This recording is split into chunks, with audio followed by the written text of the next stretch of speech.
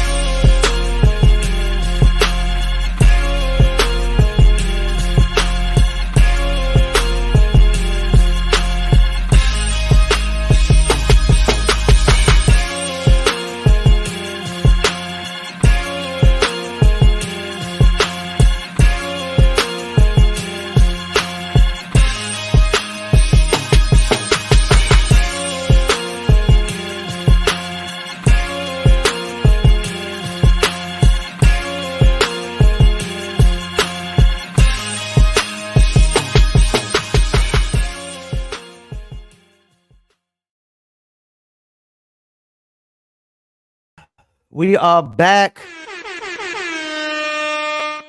Another live from Fayettenam Friday. I'm the one and only Paul Masson, and I'm joined by the hip hop historian Mr. J. Trillanoyx Trax is gonna be late due to the riots in DC. Oh man, that's crazy. Um, we got some new news. We got, as you see in the intro, we got Cayenne, the Lion King on what was that? What day was that? June 28th. Yeah, June 28th. We got Hakeem Green from Channel Live tomorrow before we do music reviews at 5 p.m. We also got Smoother Hustler June the 1st. Um, damn, you know what, Jay? UG from Cellar Dwellers, man, called us on the Instagram, man, but I missed the call. And I know he was calling about the message I sent about the interview, man. So I got to follow up with that. UG would be a really great guy to have on this show, I think. Yeah, man, hit us back, hit us back. Like I said, I'm still working on some things too. Of course, uh, we've got Bishop Omega. Yeah, He should Bishop be Omega. he should be coming. Um, Still trying to work on the Coolie High. Coolie High, come on and hit us up. Let us know what's going on. Uh, there's a few others I'm trying to work on it and see if we can get them to come on the show. So, you know what I mean? Um, any word from tonight's guest yet? I know he just shared the post recently. Yeah, he should be ready to go. So anything we should chop it up about? Well, let's chop it up about the Ghostface album. Did you listen to it? I heard some people that did listen to it, and they said it was the first half was pretty good, and then it started going all over the place. No, I didn't get a chance to listen to it. I've heard the first single, "Scar Tissue." That's definitely a dope one. Um, I'm looking forward to trying to get ahead and listen to it in its entirety. Um, I don't know. I mean, certain people may feel like some of it fell off, but I mean, with that initial single, just the pacing on that album, I would feel like it should be a dope album. Um, I will we've say never. this: Ghostface has the best catalog as far as the soloists go. Mhm. You know, like when and then there was that album he did with I don't know the name of it, but it had AZ all over it. It had Coogee Rap all over it, and they played like different characters. It was like a storyline through the whole album, and they had different characters coming in. AZ was a character, Coogee Rap was a character. I thought that one was really dope. You know, Ghost has definitely solidified himself as the best soloist out of the Wu, in my opinion. Yeah, I think followed quickly behind by Jizza. So I mean, um, he definitely keeps releasing good material. Definitely stays out here, stays active. I think Method's got a new one out too. Method Man just got a new joint out. I'm trying to Did you remember what see the that? name. Okay.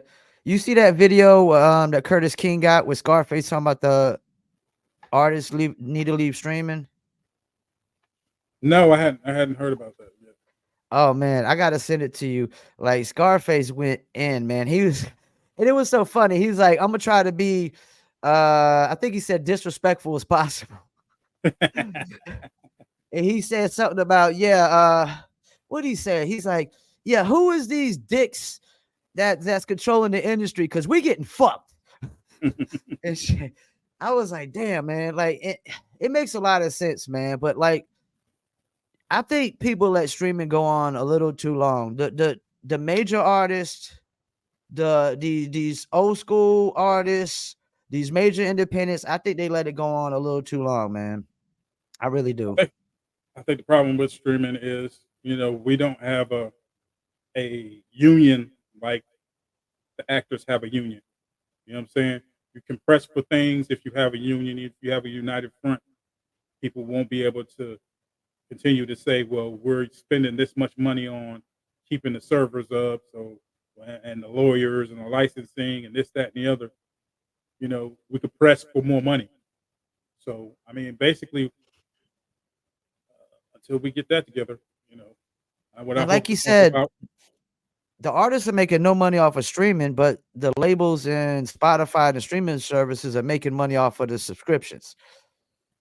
I mean, Exactly. like streaming had the more I think about it, and I got my music on the streaming platforms as well. But as I think about it, I've devalued my music. Even, I don't know what the value of my music was before I hit the streaming platforms because I didn't have a large fan base. But even then, I've devalued it because we went from this place where I could sell one song in the 90s and like $2.99 for a single and make $3,000. Now, if I get 1,000 people listening to my song, I get $4. I mean, I could buy myself a sandwich? Yeah, I mean, that's the whole thing.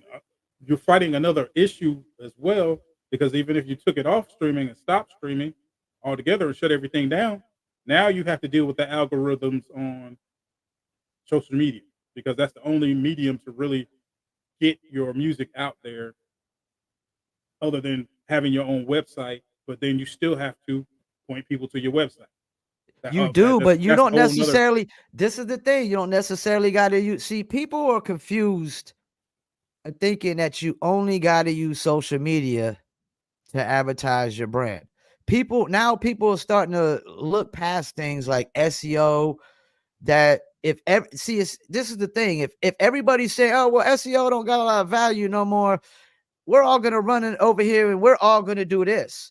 Well, then that means that you could still do SEO and it's more of a less competition for you.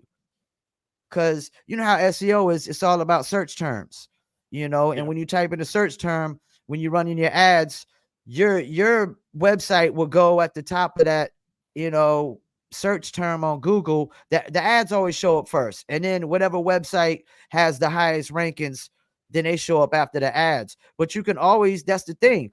If you can't get number one on the rankings, oh well, you could just advertise and still get boosted above the cats who got number one on the rankings. So it's going to put your joint first. People are still going to see it, and I think like you could do like Bandcamp and try SEO. You don't necessarily have to use Facebook or Instagram. You can use SEO to bring traffic to your website. Or you can use direct advertise. There's advertising platforms that are not social media platforms that you could just run straight traffic to your website, like banner advertisement and stuff like that. You know, like and a lot of artists never did SEO in the first place. Artists have always been slipping on SEO.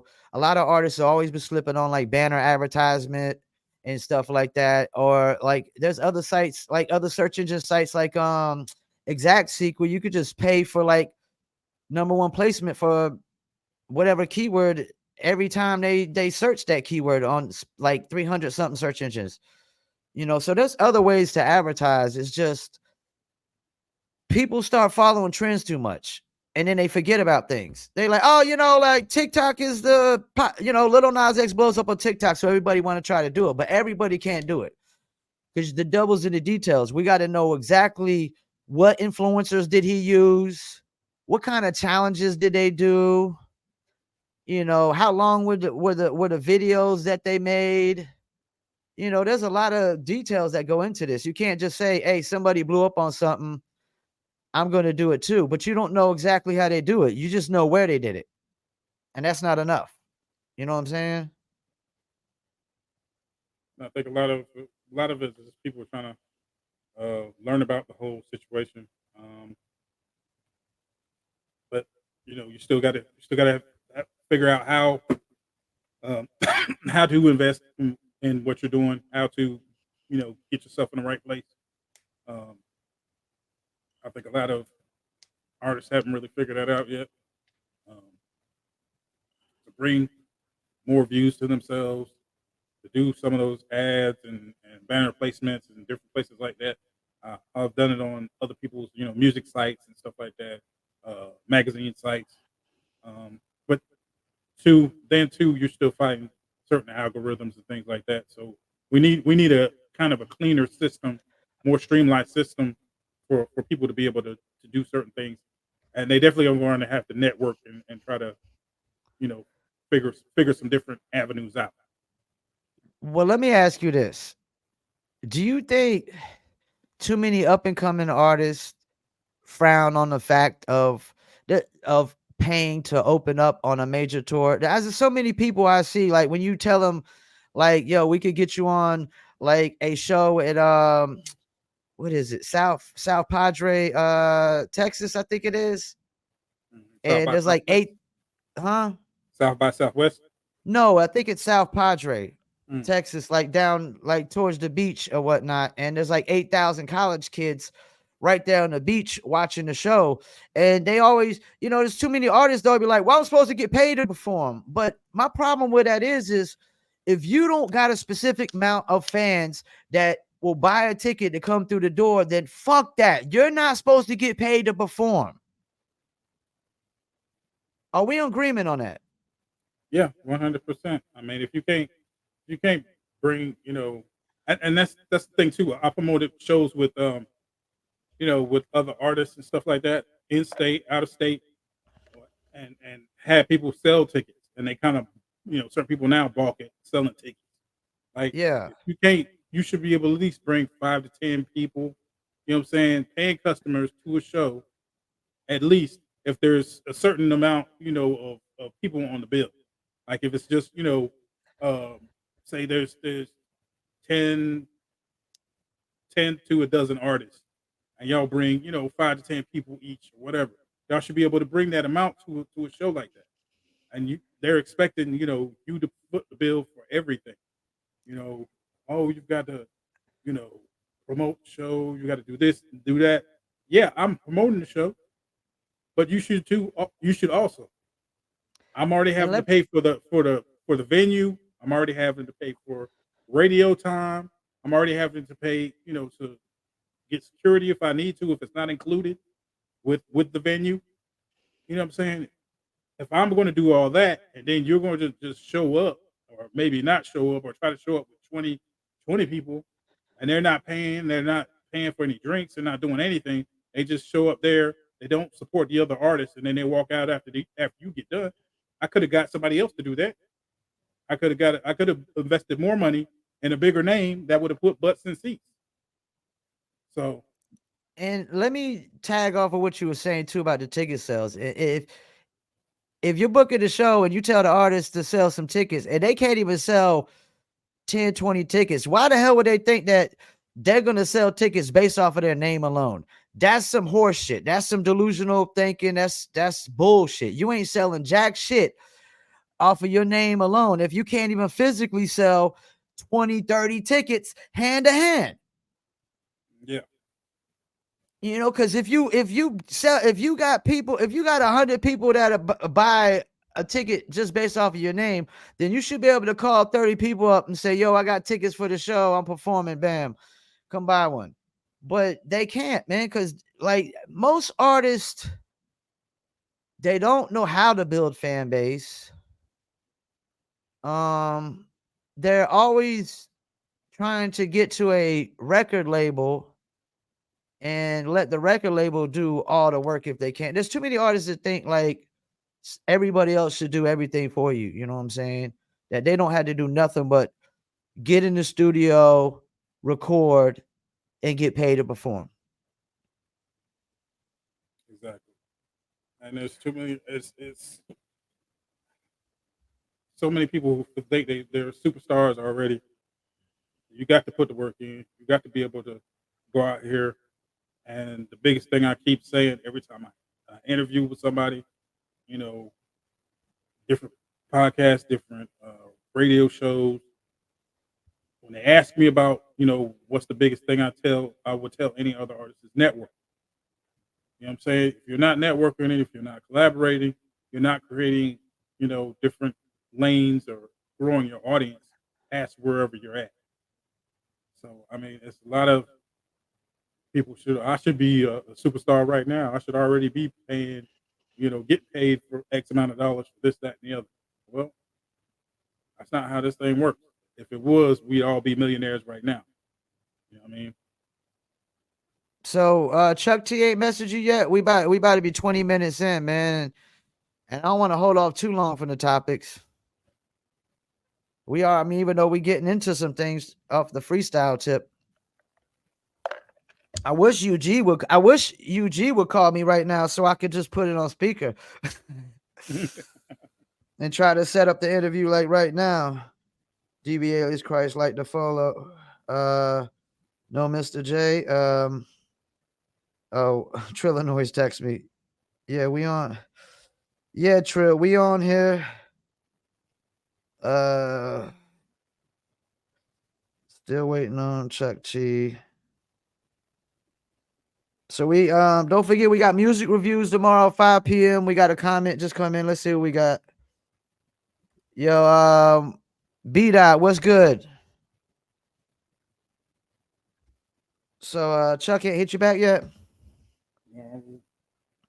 Hold on, what's going on right here? I know he was doing live. Oh, yeah, is he? I know he was doing live music reviews earlier he's today. gonna log in right now. All right. Yeah. Chuck don't be playing like it's either he'd be like, yo, if it's hot, yo, hit that hard. If it's trash, throw it in the trash bin. That's the thing. I don't like to trash nobody's music when I'm reviewing it. Even if you could tell if I don't like it, if I fade it out fast like that, I mean that's pretty much me saying it's trash anyways. You know what I'm saying? When I fade it out that fast, but I don't sit there and be like, yeah, it's trash, it's garbage.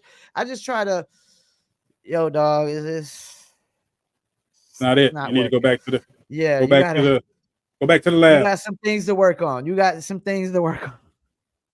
I mean, the whole thing is, you know, you don't want to break anybody's spirit. If they no. If they have some talent, you don't want to break the spirit. If they don't, we want to let you know, hey, you know, maybe you can figure something else out. Maybe production is better for you. Maybe kind of writing for somebody might be better for you. But you know. Well, and let me throw this out. I mean, I started rapping when I was 14. The first time I rapped, you know, my homeboy Johnny and James made me and Jacob Shippers battle each other. Like Jacob was a little pretty up boy white dude, and he ain't never rapped a day in his life. I ain't rap a day in my life, but I knew hip hop. You know what I'm saying? And they said I won the battle. That could have been biased because I was their boy and whatnot. But man, all that early stuff that we thought me and James we thought we was over there killing it. We was off beat. We was just like rhyme. We would just write it and rhyme it. We wouldn't write to like bar. We didn't know about bars, syllables. I don't be honest with you, man. James, 50 years old. I don't even know if he still know how to write the bars. I don't know if he know anything about syllables or bars to this day, man, because we just wrote it and rapped it. And we would rap over all the instrumentals. The way our DJ did it is we got Chuck T coming in. All right, so we about to get into this interview. We've been waiting on the Carolina King himself, and he's pulled up right now. The one and only DJ Chuck T. Yo. What's up, man? Man, I apologize for my lateness, man. I had to make sure I had everything peaceful and quiet and the kids taken care of and the business taken care of before I hopped on, man. Yeah, I saw you earlier, man. You always doing the music reviews, man. Yeah, because there's just so many artists who put out so much, so much trash music. You know, and a lot of it is because they don't have the proper guidance. They don't have the proper, direction. They have people in their corner like their mom, their dad, their cousins, their homies, and all these people are telling them what music to put out. But they fail to realize you need a professional opinion because you are in a profession. Like when you get into the music business, you become an entrepreneur. You know what I'm saying? Like if I'm a doctor, I don't go to a nurse to get an opinion or to get advice. If I am a nurse, I don't go to a construction worker to get opinions or an advice. You know what I'm saying? But in the music business, people will get opinions and advice from people who have absolutely zero experience in the business. And then whenever things go left, you know, they start pointing the fingers at everybody. You know what I'm saying? And the one person, I made a post last week. I said the one person, at least here in the Carolinas, who gets blamed for everything is the DJ. The DJ gets blamed for everything here. Yeah, we were just talking about that. Like, we just started doing music reviews on Saturdays, and I was like, I don't really try to trash them, but if I fade it out quick, that's pretty much saying that it was trash Gotcha. and whatnot. And that's the problem. These artists got the yes men around them. All their homeboys always like, yo, it's a hit. And then the next one they record, yeah, it's a hit. And it's a hit. And none of them are hits. None of them are hits. None of them are hits. You know, I tell some artists whenever I'm doing my music reviews, like, you know, when's the last time you've been to a club? All right, because nothing that you're giving me right now sounds like anything that we pay in the club after 12 midnight. You know what I'm saying? And then when's the last time you actually took a day to listen to the radio? You know, nothing you have given me sounds like anything that's played on the radio. Then when is the last time you went on TikTok and looked at the trending audio? All right, nothing that you've given me sounds like the trending audio on TikTok. So if I can't break your record in the clubs, if I can't break your records, and I'm not just talking about regular clubs, I'm talking about strip clubs as well, because those are two totally different types of vibes.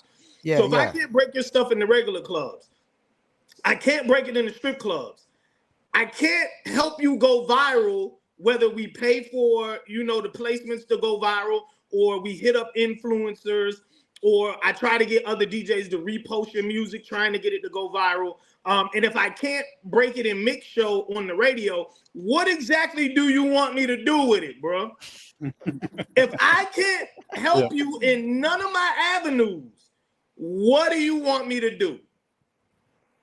That's crazy. Well, here's a question for you, because we break certain things down in terms of commercial viability, but then you have other lanes for maybe say more lyrical artists. Like how do you? He said like who?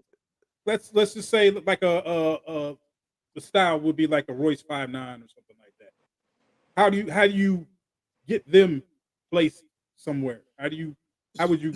So as a DJ, it's hard for me to even work with those types of artists because there's very little that I can personally do. Now, what I will say is J. Cole just did, or somebody was recording J. Cole. I think it was one of Conway the Machine's people, one of the Griselda people. But it's a post that has been circulating, and I posted to my page. And it was J. Cole having a conversation with Conway the Machine, candid conversation. And he was saying when he first got signed, he went into the studio and he wanted to make one of the sonically best albums that he could possibly make, one of the best lyrical albums he could make. And he didn't care if it was slept on. He just wanted the bars. He wanted the vibe. And he wanted his delivery, he wanted his subject matters and his topics to be up here.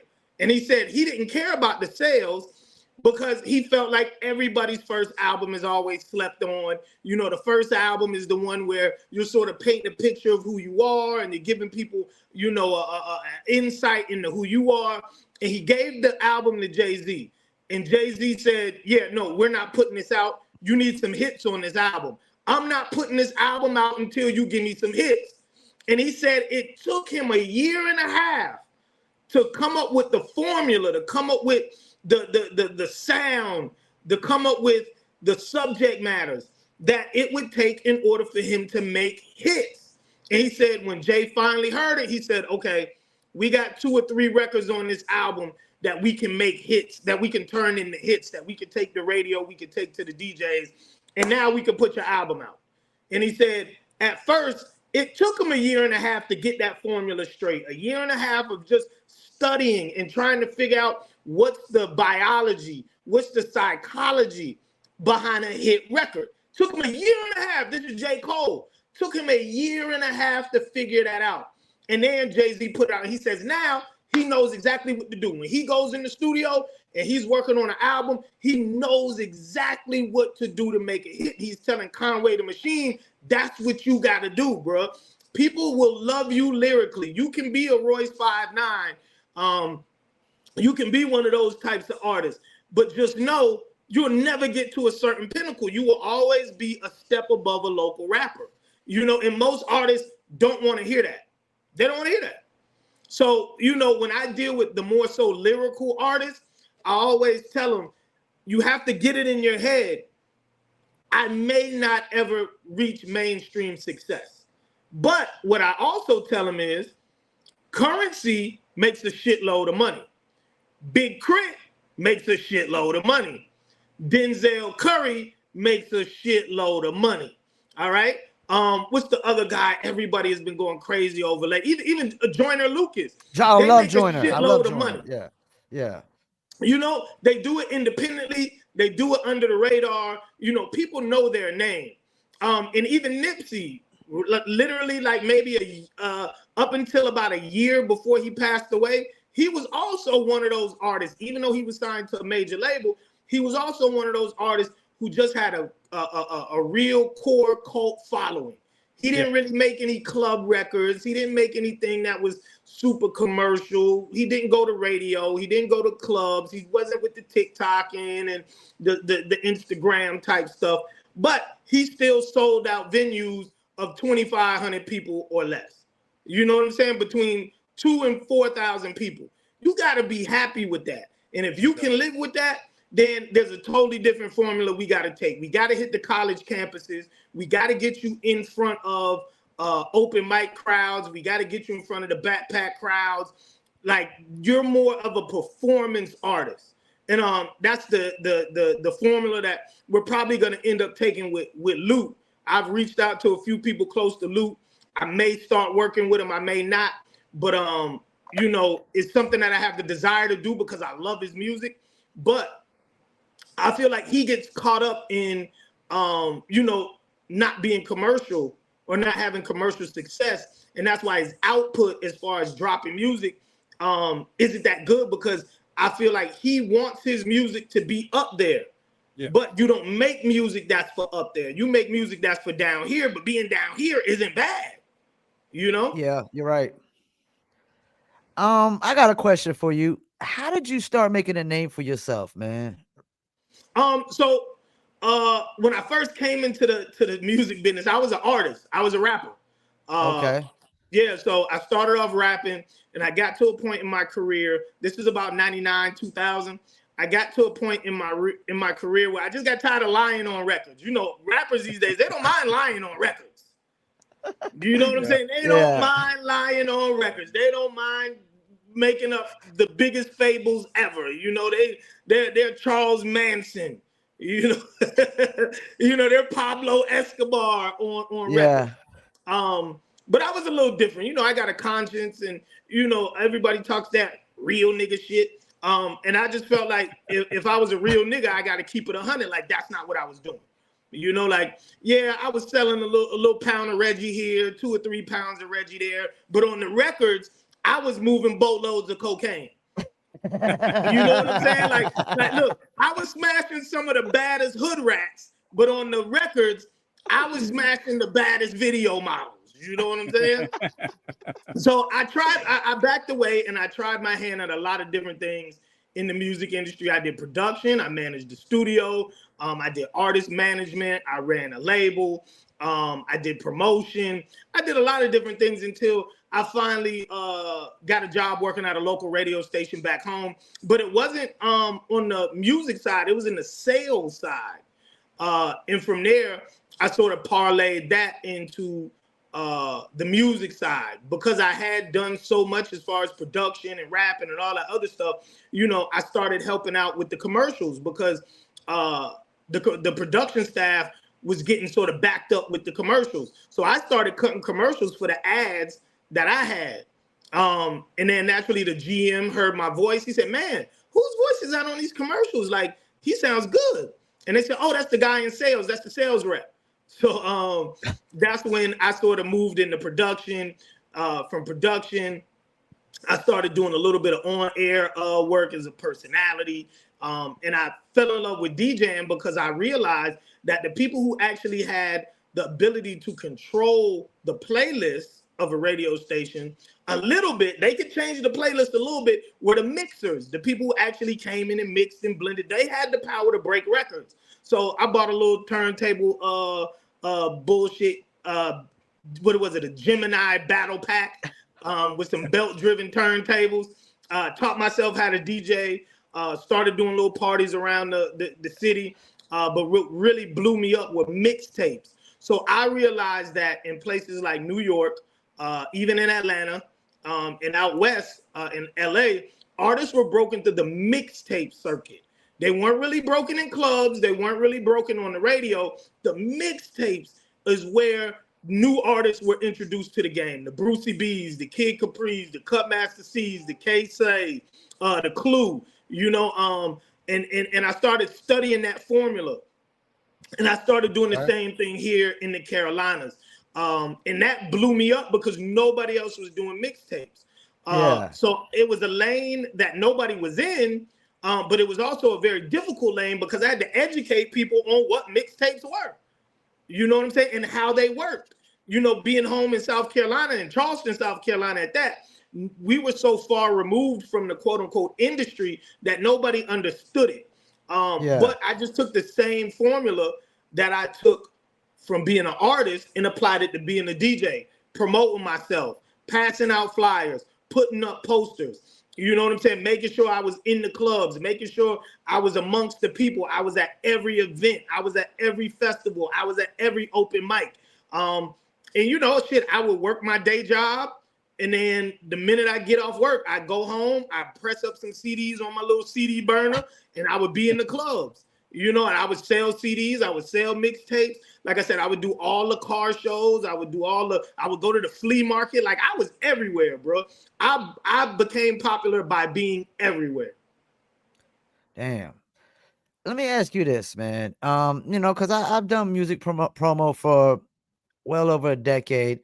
Mm-hmm. We dealt with like record pools for years, and COVID definitely, I felt like, messed up the record pool game a lot. It really did. But the question I really have is, do you feel like a lot of DJs had trouble creating value in this digital world? Yes. And a lot of it is because we're not really educated, or the younger DJs aren't really educated on just how to rock a party, how to break records, just the overall psychology of DJing and how you're supposed to control the crowd, not let the crowd control you. Yeah. So eventually what happens is you become no different than somebody putting a playlist or from Apple Music, Rap Life, or putting the Rap Caviar playlist from Spotify on their phone and hitting play and walking away. Yeah. DJs don't understand that you are a host as well. You're supposed to have a voice. There's too many DJs that go to the club and just play music. Yeah, we've been talking about that. The crowd up. Yeah. You know what I'm saying? They don't talk shit on the mic. And then the promoters or the club owners, they gotta hire a host separately. So now I gotta pay two people. I gotta hire a host and I gotta hire a DJ.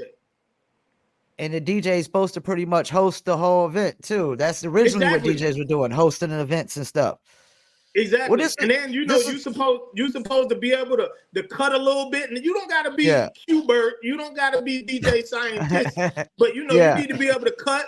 You need to be able to bring some records back. You got to be able to add some spice to the music. So when DJs stopped doing that, then you became no different than a playlist. So now I can just go on YouTube and hit play on a playlist that a real DJ made. Right? I can find whatever DJ made, because I upload a lot of my mixes to YouTube, and I look at my views and I look at the comments, and I see people saying like, "Bro, I just let this play all night in the club." I'm like, "Damn, I took somebody's job." Wow. But you have to be able to adapt and adjust, and it just like how AI is taking over every industry. It's the same with us. We got to be prepared to add something to the game that a computer or a playlist can't. I got one more. Oh, go ahead, Miss J. Speaking of taking over, what are your feelings on the radio situation? I see a lot of people kind of losing, Got fired. spots. Yeah, basically. Yeah, it happens. Yeah, so it happens. It's corporate America, man. It's literally corporate America. You have to be prepared to lose your job anytime you have a job in corporate America. That's just the gist of it. I just feel like because this happens so often in radio, whether it be the labels or whether it be radio, a lot of radio personalities and mixers should be prepared to have their own path. But the radio does a good job of stifling people from creating their own path. I remember back in the day, the radio station told Charlemagne the God, the minute he got bigger than the radio station, they were gonna fire him. So don't get bigger than the radio station. And that's hand on the Bible. Me and him were chilling together and he basically was like, damn, the station, this was when he was on the radio in Columbia. He said, they basically told me, if I get bigger than the station, I'm gone. That's crazy. I mean, it would be more beneficial for them to help grow a personality, so you have these different avenues and lanes, and keep the stations open, because you're starting to see a lot of basically stations have prepackaged shows. They had 6 to 8 personalities. Now they got maybe 3 to 4 and three different syndicated shows. Yeah, syndication. They started the syndicate. So you'll wake up in the morning, you'll be in Fayetteville, but then you'll be listening to the Breakfast Club. We all know that's in New York. You know what I'm saying? Or you'll be listening to Ebro in the morning, or you'll be listening to all these different Ricky Smiley. Nowadays things aren't local. These radio station conglomerates would rather pay one personality in their team, $500,000 a year, than pay 40 different radio station teams, you know what I'm saying, on a local level, $100,000 a year. Monetarily, it doesn't make sense, you know what I'm saying? But a lot of times these local radio shows, it's the same thing. They stopped adding value. They stopped being out in the community. They didn't make themselves valuable. You have to make yourself irreplaceable. You're right. I don't see a lot of that no more. Them out in the community like they used to be back in the days. And Mutate God commented. He said, "What up, fellas? What up, Chuck?" Oh yeah. That's the homie Wheat Straw. What up, Wheat Straw? Yeah. I got another question. We had a question last week, and maybe you can answer this. Okay. Why do you think DJs left the group identity of hip hop? I mean, you used to have Pete Rock, CL Smooth, Cool G Rap, DJ Polo, Showbiz AG, DJ Jazzy Jeff, and the Fresh Prince. And the DJs, Eric B. and Rakim, and the DJ's name used to come first a lot of times. And now it's like they're not part of the group identities no more. What do you think that's about, man? Why is that? I had a long conversation with somebody about this probably about a month ago, because they told me, oh, it's the DJ's job to break artists and to break records. And I told them that's not that. Unfortunately, whenever y'all got the big head, y'all meaning artists, and y'all stop valuing having the DJ as part of the group, a lot of that sort of went out the window. Y'all left the DJs to have to fend for themselves. So the DJ's best friend was no longer the artist.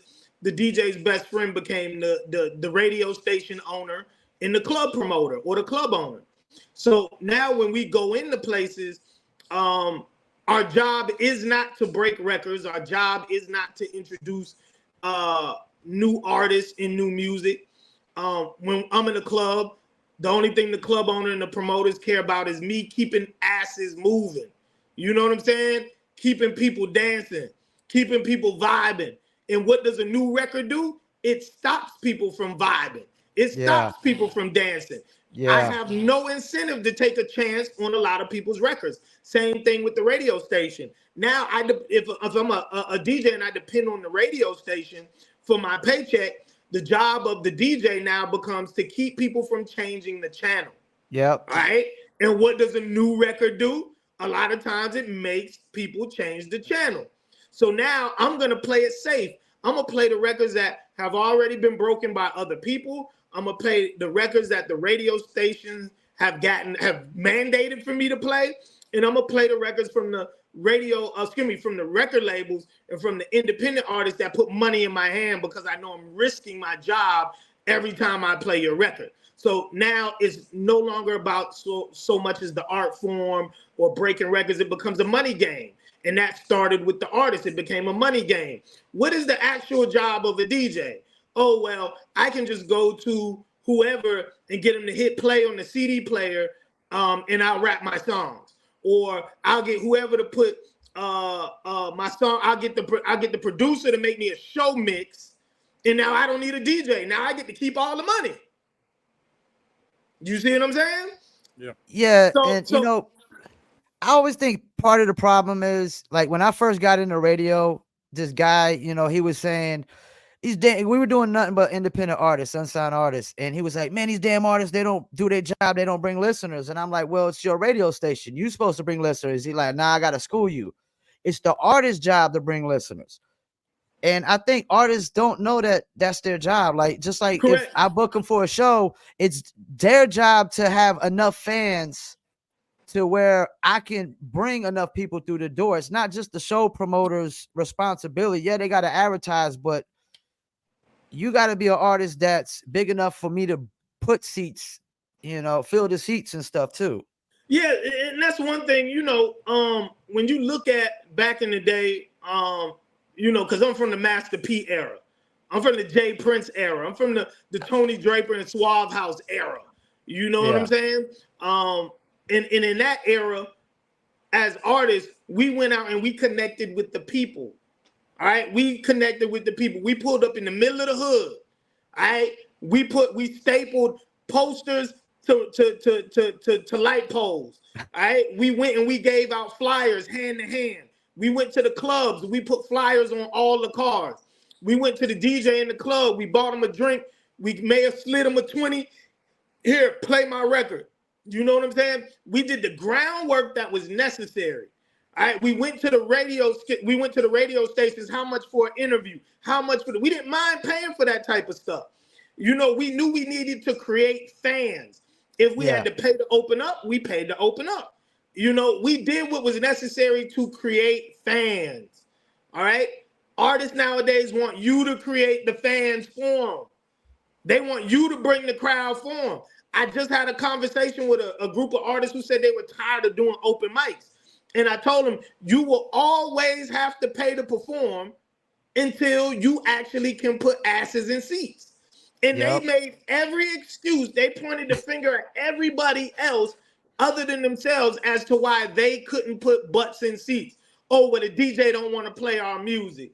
Oh, the promoters don't want to pay us to come to the club. Why should I bring all these people and we still got to pay to get in? The radio don't want to support us. You know, the playlisters, they charging like crazy. The blogs are charging like crazy. The drop mic platforms are charging like crazy. Everything was somebody else's fault. You know what I'm saying? They never said, Chuck, what do I have to do? Or what do you think we should do as artists to be able to create fans so that we can add value? You have to be able to add value to all these different people that you want to help you. And you know what I tell them? If you want to stop paying, all right, if you want to stop paying all these people, make a hit record. You know what's a hit record? Not a record that sounds good. A hit record is a record that people demand. So go to these high schools, go to these colleges, go to these military bases, especially here in the Carolinas. See what you got to do to be able to get in there and perform or pass out flyers or speak to the kids. Build that name awareness, build that brand awareness. You know what I'm saying? Pass out them QR code flyers. Run those ads on social media. Run those ads on the radio. Get people, tell all your friends, hey, man, call up to the radio station, request my shit. Or, hey, I got a show. It's just an open mic, but I need all y'all to come fuck with me. You know what I'm saying? If you love me, fuck with me. Get all those people to share your shit, like your shit. Start with the people. Start on the ground. Start with the boots on the ground. Connect with the potential fans. And then from there, if I'm a DJ and I spin your record and I see 50 people in the club going crazy, Of course, you're not gonna have to pay me to play that record. Yeah, yeah. That record moves the crowd. You know what I'm saying? Same thing with a promoter. If a promoter books you to do a show, says, "I'll give you a free booth and a bottle. I give you a booth and a bottle," and you walk in there with 30 people, 10 of y'all get in free, the other 20 pay. I guarantee you, he's gonna make sure that every time a major artist comes, he gonna book you because he knows you're gonna bring a paying crowd. Yeah. Jay, did you have another question? Because I got another one too. Do you think like just putting an artist on a major artist tour and having them open up is still like one of the best ways to just break artists nowadays? Nah, it's not one of the best ways. It's not one of the best ways because nobody's coming to see you, Otis, as they say. Okay. Okay. Nobody's coming to see you, Otis. That's funny. Yeah, that's funny. I just chopped up a clip for Melvin Riley where he had me do something at the beginning where I guess they're out there touring without him. And he's like, he had me clip it up like, ain't nobody coming to see you, Otis, because he ain't, on the show and whatnot. Yeah, but it's still a great way though. Don't get me wrong, it's still a great way, but it's not the best way. All right, the best way is to have boots on the ground. When I talk to artists, and I street teaming it. Street teaming it. Street teaming it. Yeah, take it back to the old school. Yeah, yeah. You know, when look, I tell people all the time, in North Carolina and in South Carolina, we have the highest concentration of HBCUs. Go to them colleges, boy. Go to them colleges. Get you 10,000 flyers with the QR code on them. Get you 1,000 stickers. Go to every last single college campus and man, pass those flyers out. Put them stickers all around campus with your QR code on it. Eventually, people are gonna see it enough the way they're gonna whip out their phone and be like, you know what? Let me see what the fuck is up. I mean, anything in this game is hypnotism. That's what people don't understand. This game is hypnotism. It's the same thing with radio. When you play a song on the radio 1 or 2 times, nobody cares. Or they may even hate the song. You play it enough, now they love the song.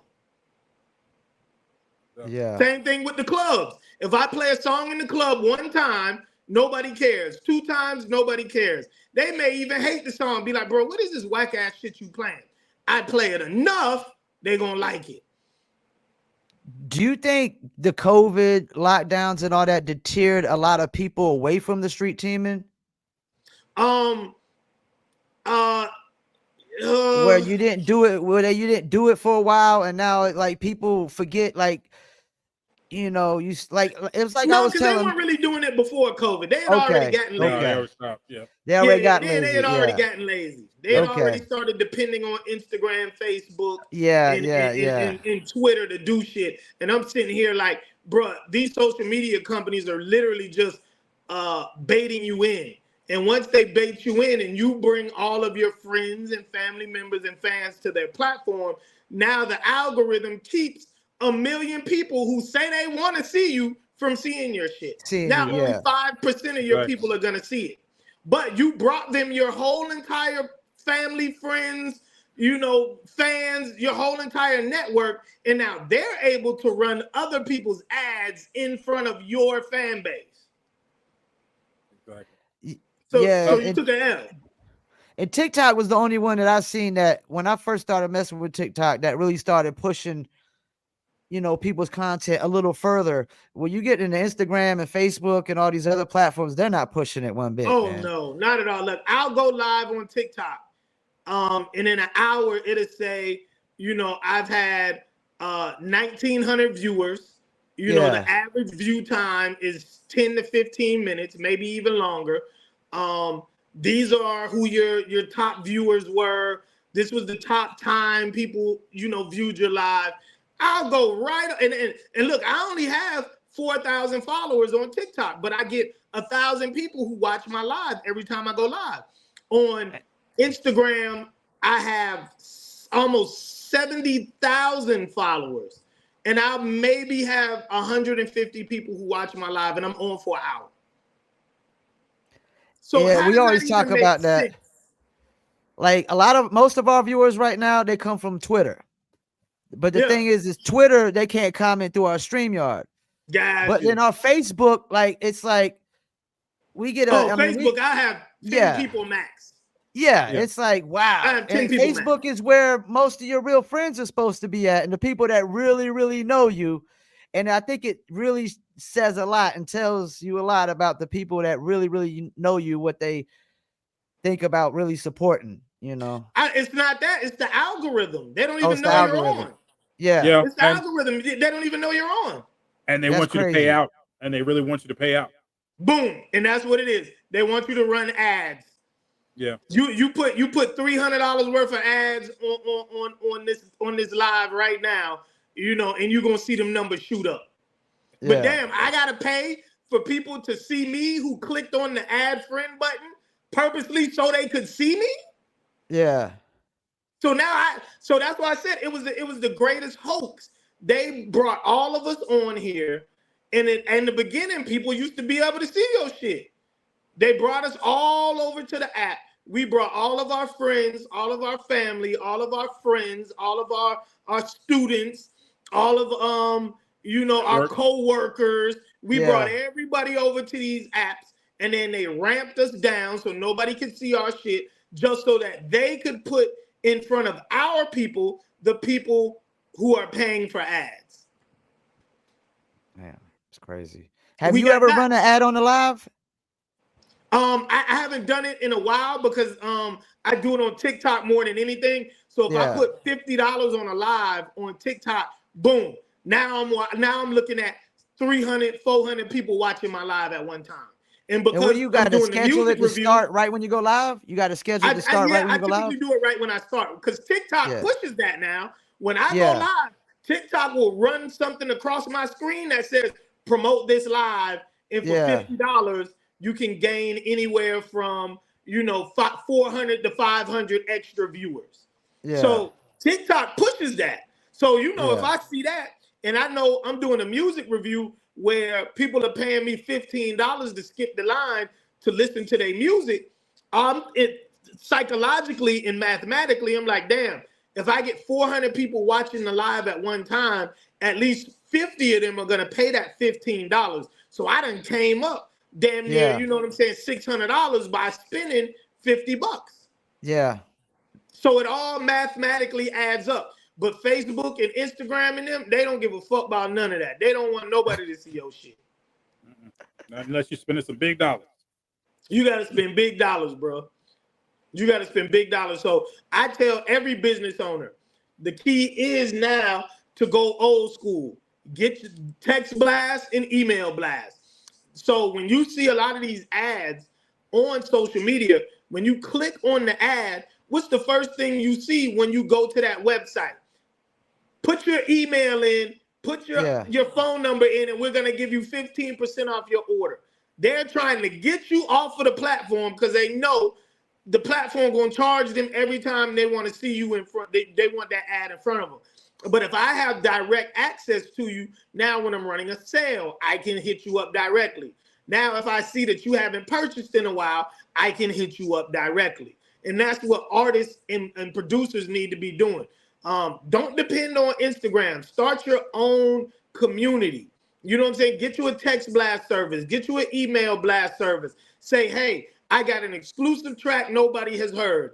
Text Little Trap Shorty to 843 blah blah blah blah blah blah blah blah. Big Kaz asked the question, what's the text blast app to use? I know I have one like SMS something that I use. So I use Preneur.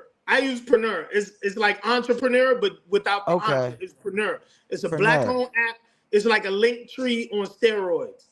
So not only does it let me text blast, but I can sell tickets to my events. So it's Eventbrite. All of my links to whatever I want, Spotify, YouTube, events, all that is right there. So it's like a link tree on steroids. I can have events. People can book me. People can contact me directly through it. It's an amazing app. It's a powerful app. I've actually never heard of that one. I'm gonna have to check that out. Yeah, it's brand new. Yeah, I use SMS something through my Big Commerce. And of course, like email marketing, I got like a couple MailChimp accounts because I had Indie Castle Radio before, and then I got Promo Palace for like my customers. And that's a lot of things. I think a lot of people don't really focus on building their database up They and knowing don't. who their real fans are, their real customers and clients are at all. They don't take advantage of no analytics, none. Yeah, Unfortunately. none. We got a couple topics still to get in. So before you go, anything you want to shout out? Man, look, make sure you tune in to the Reverb Music Review every Monday, Wednesday, and Friday at 3 p.m. and 6 p.m. on Facebook, Instagram, and TikTok. Also, I still do showcases.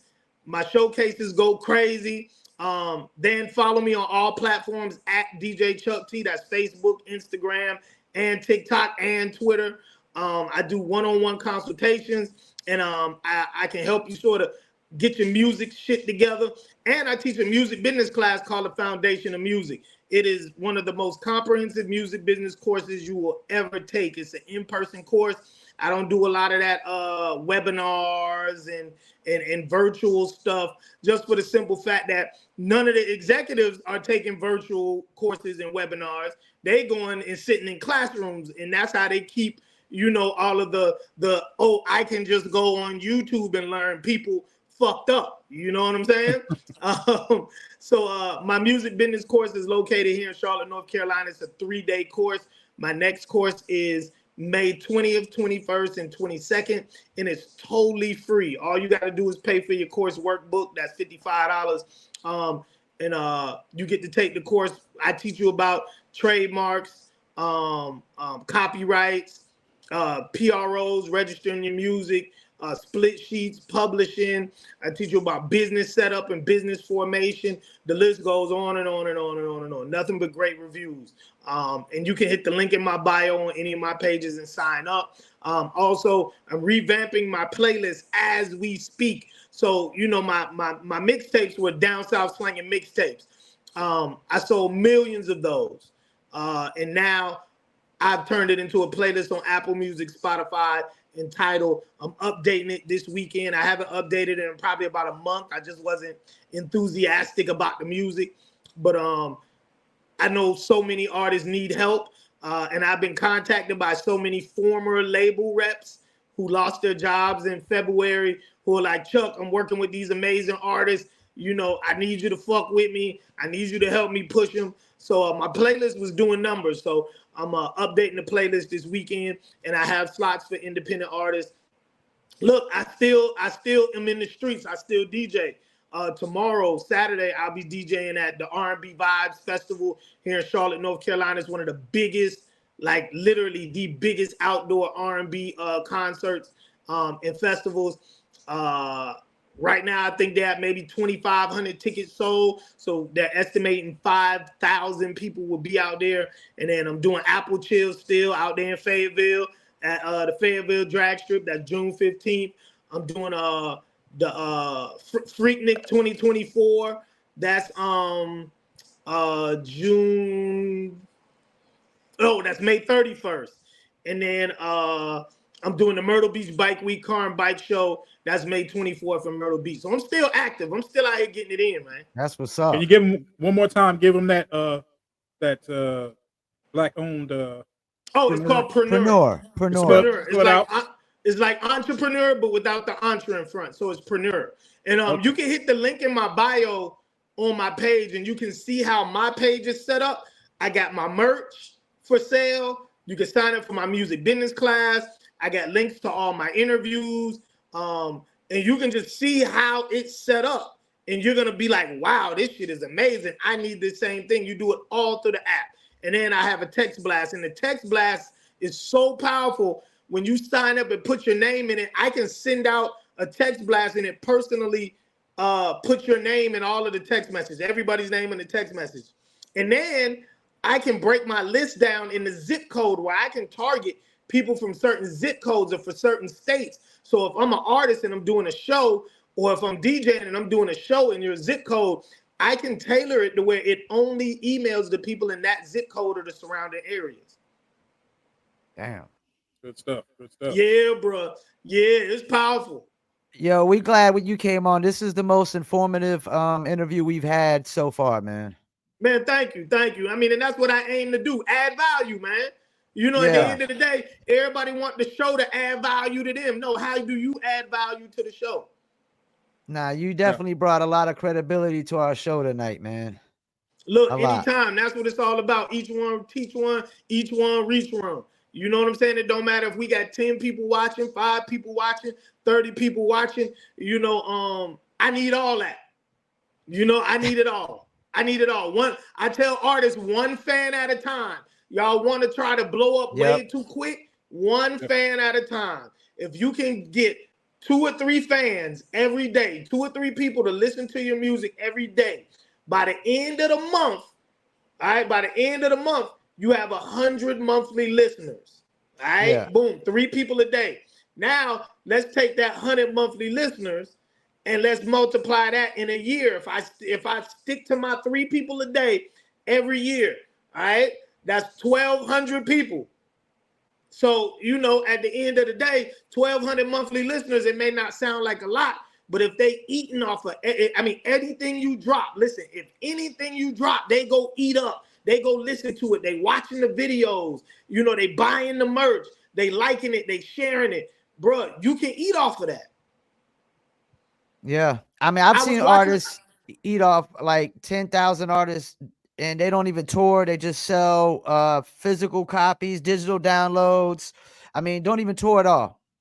Exactly. You know, and if I'm not mistaken, Spotify released a study not too long ago that talked about how super fans, all right, super fans. And super fans are classified as the fans who not just stream your music, but they'll buy a ticket to your show and they'll buy merch. All right, that's a super fan. They're saying that super fans.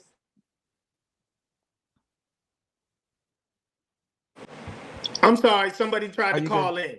Now they're saying that the majority of listeners are not super fans. Yeah. But if an artist can create or can obtain at least 20% of their monthly listeners as super fans, or I'm sorry, if they can turn 20% of their monthly listeners into super fans, those super fans can generate 5 times as much money. Just that 20% or that 15% can generate 5 times the amount of income as your whole entire monthly listeners combined. So if you got 1,000 monthly listeners, if you got 2,000 monthly listeners, I will use 2,000. You got 2,000 monthly listeners, and all of them are literally just monthly listeners. You're not making no money. But if you can take 20% of that, which is what 400 people.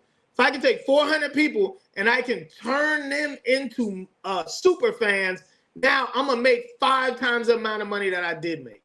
Because you got to think, streams are just pennies. They're fractions of a penny. Streams are fractions of a penny. So if I get one person to buy a hoodie, we're not even gonna do a hoodie. If I get one person to buy a $25 t-shirt that I put $5 or $6 into, boom, look at the profit on that. Now, what is that? That's a $14 profit. What's 14 times 400? Boom, now you're making money. Well, if you get now, let's just say I release a limited all 400 to buy a shirt, that's 10,000. And I take that limited edition CD and I sell it for $10. All right, I put like maybe $1.50 into it. That's an $8.50 profit. Multiply that times 400. So artists nowadays need to be focused on really, really building a relationship, a personal relationship with their audience so that they can turn as many people into super fans as possible. Get as many of your monthly listeners to actually like you, listen to you, interact with you, buy into who you are so that they can spend real money with you. Yeah, that's some definitely great information. We're going to get a lot of good clips out of this interview, man. You can't hear me? Jay, you can't hear me? Yeah, I can hear you. Okay, he said he can't hear us. Uh-oh. I think he lost the audio here. That phone call we can hear lock you. you offline. Yeah, we can hear you. We can hear you. Phone call must knock you offline there. Well, he can't hear us, so we're going to go ahead and let him go. All right. We'll check All back. right, so we lost him there. We lost Chuck T there. He said he couldn't hear us. I didn't know if it was my mic or my sound card, but you said you could still hear me, right? Yeah, I can see it. His phone Well, call must have knocked him offline or something. Yeah. Oh, he just hit us in a private chat. Oh, lost audio. Damn, yeah, he knew that. Most people don't know to use that private chat. That's crazy. Yeah, man, that was very informative. And what he said towards the end about the super fans is, I think a lot of artists, they don't want to get personal with the fans. They don't want to take the time to be personal with the fans. And you got to do that. I've always been saying that you got to turn these fans into friends. Exactly. And that's pretty much what they were talking about. We talked about it maybe a few weeks ago about people being mysterious. That's what they were talking about. They have no connection to you as an artist. They just know you showed up, with music and you're trying to, put the music out. But they have no connection to you or to your music. Excuse me, because they have no connection to you. Yeah. Yo, and shouts out to Carolina King Chuck T, man. I'm glad you booked that interview, man. That was the most informative interview as far as, for artists trying to come up, unsigned independents, just music industry stuff. Because normally we're bringing on rappers and stuff like that. Even when we did like PF Cuttin, it was just more about what PF Cuttin did. That's the thing. We didn't even really ask him too much about himself. It was just really a lot of stuff about the industry, man. A lot of things that people needed to really hear. And we didn't really get to touch on as much as we could have, but Nah, we got to have him. We got to have him back. But yeah, I want to try to get some other people on. Maybe I'll be able to get on one lady, MJ. She does a lot of promotion and stuff like that. Maybe hopefully we'll be able to try to get her on as well, to talk about a lot of what's going on and a lot of what artists are missing out on. What should be in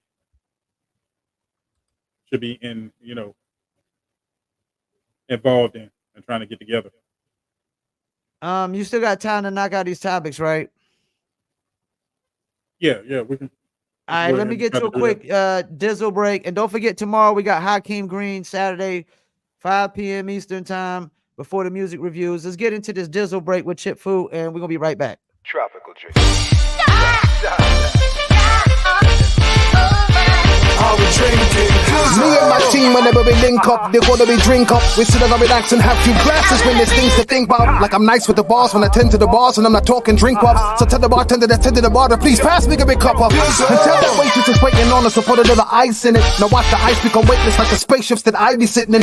Now wait and listen, they're waiting for that tropical twist that'll take your taste buds. Now taste some. Yo, I insist it's the Dizzle.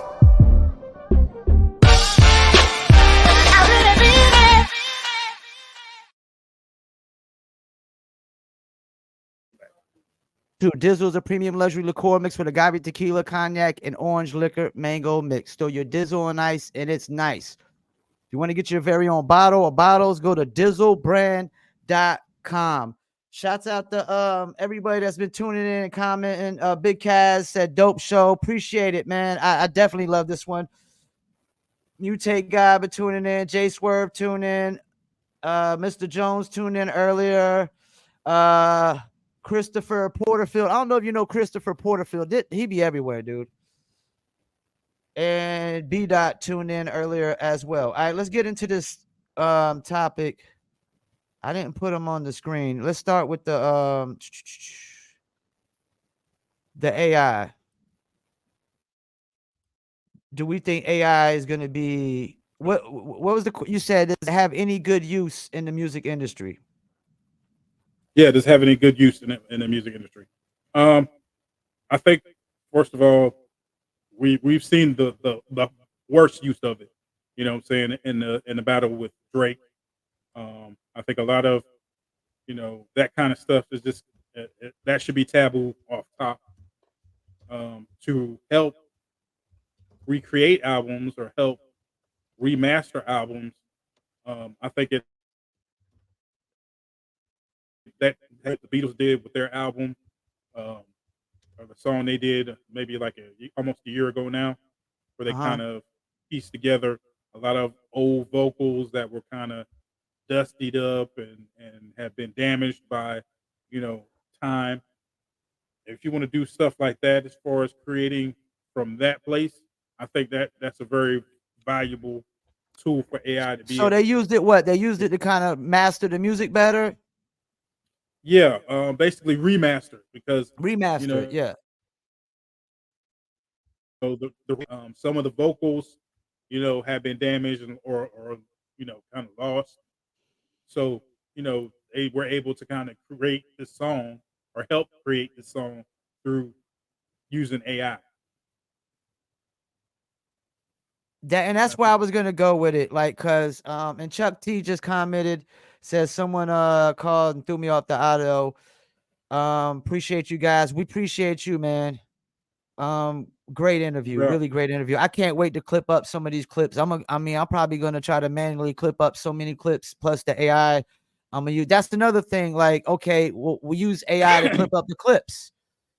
You well, yeah, know, video clip, yeah, yeah, that's a good use. But I was gonna go the same way with you, like the mastering of the music, because I was talking to DV Alias Christ one day, and shouts out to him, talk all the time, and he was like saying that he masters his music with the AI, and I was like, oh, you master the music with the AI? Yeah, I was like, damn, okay, like yeah, that that makes the job easier. And then if AI has a certain set of, I guess, subsets or can get your mastering down to the T. I mean, because we got to go off the ear all the time, typically, right? yeah. You You think got to AI? rely Go ahead. you got to rely on basically your equipment, you know, working the way it should, so that you can kind of catch flaws here and there. And the problem becomes, you know, if your equipment is not working well, you know, what do you do then? AI kind of, you know, takes that place of some certain equipment, so you're not so reliant on physical equipment, hardware. You're kind of able to do it easier through software, and cuts down on, you know, the time somewhat. So we can agree AI has a good use as far as remastering old music that wasn't mastered very well back in the days because of technology not being so advanced. Mastering new music. What else though? Is there any? I mean, audio clipping up like content, but everything else about it seems like a negative, right? Pretty much. I mean, the thing is, any technology is supposed to be utilitarian. Basically, it's a tool. It's never supposed to take the place of something else. It's just supposed to speed things up, and it still has to be some kind of human being involved with it. You know, corporate America, like we talked about earlier, you know, saying wants to replace everything. They don't want to have to pay people. You know what I'm saying? They'd rather pay one individual and have and all the people at the top is the one making the money. So we can't allow that to happen in any space. You know, AI, any new technology is just supposed to be a tool to help artists become better at what they're doing, better at their craft, be more self sufficient. It's never supposed to take the place of actual artists or artistry. I don't know if you remember when I posted something about if people would just make focus on making good to great music, they wouldn't have to be feeling threatened by AI. And it's like if you keep putting out a lot of average and okay music, I think you almost give the labels like an excuse per se to say, well, y'all ain't putting out a lot of great and good stuff there anyways. We can do better with AI. Well, I mean that's across the board, across entertainment period. If they can Yeah. recycle, they can recycle. You know, they they don't want to pay anybody. But the Yeah. problem becomes, you know, we have to the people step up and say, this is not good. This is not meeting the standards of what is set up for the culture. if we don't step up and say that, then we allow corporate America to kind of dictate what gets played, who gets paid, and who doesn't get paid, and who doesn't get played. So we got to be more proactive. We spent a lot of time being lazy as artists and other individuals. We need that. We need that union, like I talked about. We need that. We need that. Either formally or informally, to kind of keep things in line. But is that ever gonna happen? I mean, a union for musicians, and how is that gonna work? Like, is there gonna be gatekeepers to if you can join the union or not? I think I mean, there's always been happening. gatekeepers that join in unions. Unions are usually limited, right? I I mean, mean, I don't know about the actor unions, but like a lot of work unions, like only so many people can get into the union. You know what I'm saying? Yeah, you have to have a certain amount of hours in, or a certain amount of this, that, or the other in. Same thing, I believe, for SAG. You have to have so many movies under your belt, or whatever. Yeah. So as a musician, if you're a Certified. musician, you ain't getting no paid shows. You hardly getting any streams. You ain't got nothing going on. I mean, are they gonna be like, well, you're not really, you can't join the union because you don't meet, the criteria? I think just because it's difficult to have happen doesn't mean you shouldn't do it at all. Yeah. You have to set up what the parameters are. A lot of times, you're gonna have people say, this person can't get it, this person can't get it. You just have to figure out how that works. I think it is happening in some ways, because LL's doing like Rock the Bells. They're doing kind of some form of that for older art pioneers. They're being able to buy into something. I think Search is kind of doing something like that with his Timeless podcast, where he's kind of having people tell their stories, and they're kind of buying into something and trying to create value that's retroactive. So I mean, we all just have to figure it out, and it's going to take that work. We had another topic. We're not even gonna get into it. I think we covered a lot of ground tonight. We talked about some stuff off the fly before Chuck T. Then we brought on the Carolina King himself, and he had a lot of informative stuff to really say. And I think we're gonna end it with this, man. No doubt. You gonna be on with us tomorrow? Yeah, I'm definitely gonna be on tomorrow, and I think we definitely need to get into that topic next week. Okay, yeah, we'll try. We'll save it for next week. Don't forget, we got Hakeem Green tomorrow. I gotta message him early in the morning and then send him the link, and we'll interview him, and then we're gonna get us some music reviews. And don't forget us, send your music to live-from-Fayettenam at gmail.com. All genres are welcome. Everybody that tuned in and commented, we appreciated it. Man, my Indie Castle Twitter been holding like viewers all night long. Whoever's been viewing on my Indie Castle, they've been staying there all night long. I just wish the comment, like Twitter will allow you to comment into the StreamYard and stuff like that. But once again, we want to thank y'all for tuning in to another episode. On the actual Twitter. Oh, yeah. Oh, matter of fact, do you guys shout outs you want to do before you go? I don't really got no shout outs except Chuck T for coming on and everybody that tuned in and commented. Yeah, man.